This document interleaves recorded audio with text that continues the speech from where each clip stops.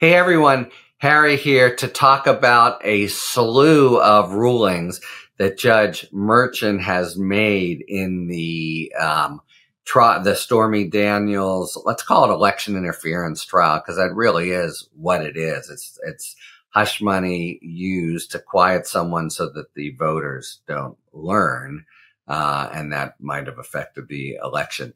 Remember, this has now been put on hold after some late arriving material from the Southern District of New York, the federal office, and there's a hearing coming up, but it's going to be at least a month after it's what had been the March 25th trial date. On the other hand, though, as happens, what's happening in other cases, defendants, and especially Trump, just file all kinds of motions, generally garbage. It really is a matter of, this is not me talking as a biased former prosecutor, but just a fact of the matter. You think of anything you can, throw it against the wall, see what might stick, and even if it doesn't stick, see what could turn up, you never know, to be a valid issue on appeal years down the line. There's been many a case turned out to unbeknownst to everyone, turn on what looked like a pedestrian and denied pretrial motion. So we got a bunch of motions from Trump of the sort of motion to dismiss, but then also we're really heading into trial, and this is, hopefully we'll see this in other cases, but they're really now have filed what's called motions in limine, but you can ignore that Latin term, and it just means a lot of motions about, now that we're heading into trial, what specific evidence is admissible, what's inadmissible, things that really have to do with the trial that's at the time when he made all these rulings was about to happen and still is about to more or less happen on the overall Trump calendar global scheme of things. That is to say, if it holds for April, which I think it's more likely than not to do. Okay, bottom line of these 36 or so motions, Trump gets clobbered and the DA mainly prevails. That is, Trump's affirmative motions, let me say this, don't let them say that, are mostly all rejected. And the DA's affirmative motions, let us say this, don't let him say that. Actually, we should divide those, because don't let him say that are mostly granted, but the let us say that, bit of a mixed bag. But all in all, a good day and a big day. We haven't seen this yet because cases, as I say, are not near trial, but near trial, you just get a whole flurry of different rulings. And that's the way Merchant does things. And remember, we didn't have long arguments on them. He just had that hearing where he said, I'll be issuing rulings. And indeed he did on the papers. The exact opposite from, just saying, Judge Eileen Cannon, who takes each of these, makes a one-day hearing out of them, maybe further plods through again and again. Here we have a guy who says, all right, and this is his normal practice, and Cannon's is very unusual to just especially be able to dispose of the ones that are easy to dispose. All right. So I won't plow through all of them, but let me give you some of the highlights. First, there's obviously going to be quite a fight over Michael Cohen and his testimony. He's going to clobber Trump. There's a lot of the points always made. It's corroborated because Cohen has been convicted of a crimen falsi, as they say, having lied in testimony.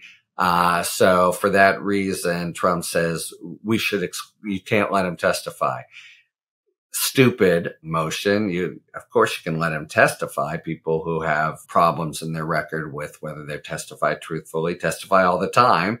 And that's what cross-examination is for. And you'll hear it again and again, 96 different ways. You were convicted, weren't you? Blah, blah, blah. So, it's no reason to preclude his testimony.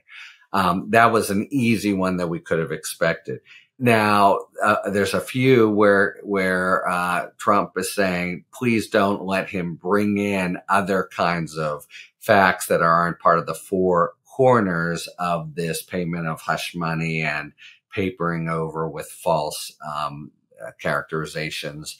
Let's stick to just that there. And the DA saying, no, I'd like to go broader to sort of explain the crime. And by and large, the court has sided with the DA. So there are other people who got hush money. And remember, this is all part of a catch and kill strategy by David Pecker and the National Enquirer, who were doing it when, this hasn't been examined exactly, but man, I know the National Enquirer is a tawdry tabloid, but you don't think of them as literally making editorial decisions in order to support and covertly a particular candidate. But it happened here. They had a strategy. Okay, we'll pay for the story, and then we won't use it. And what are people gonna do? So we have three recipients. Stormy Daniels is one, Karen McDougal another, and a woman named Dino Sajidin.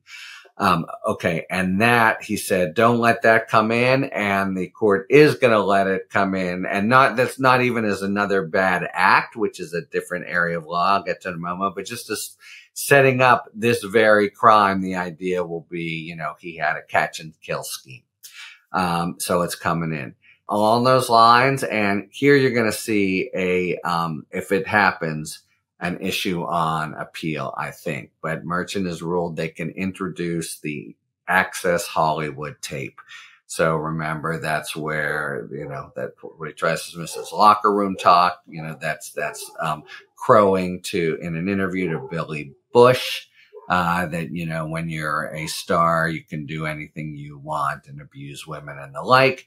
That's going to come in to show, says the judge, to show intent, his sort of mindset and the like. It's a little bit murky, but I'm just putting a pin in that one because there's a rule in federal evidence. If something's relevant, it comes in, but it can be excluded if it tends to have the lawyerly word is if its tendency to undo prejudice substantially outweighs its probative value. And, that tape is very prejudicial, and it makes him out to be a absolute, cretin. So I can imagine, in fact, that the DA would choose not even to introduce it to avoid an issue on appeal, but we'll see. But anyway, so that's coming in. That's pretty big. Another really big thing coming in is some of the 2020 conduct, because the DA wants to argue, we've got Mr. Election interference here. That's who Trump is. And you can look to the 2020 election as well, where he plainly did these things. That's coming in. That's a big ruling for the jury to hear.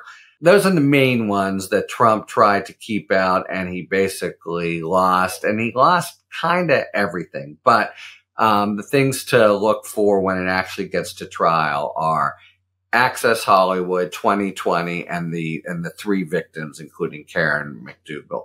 They'll still try to fight that at trial. We'll see, and it will probably come in, and we'll see what impact.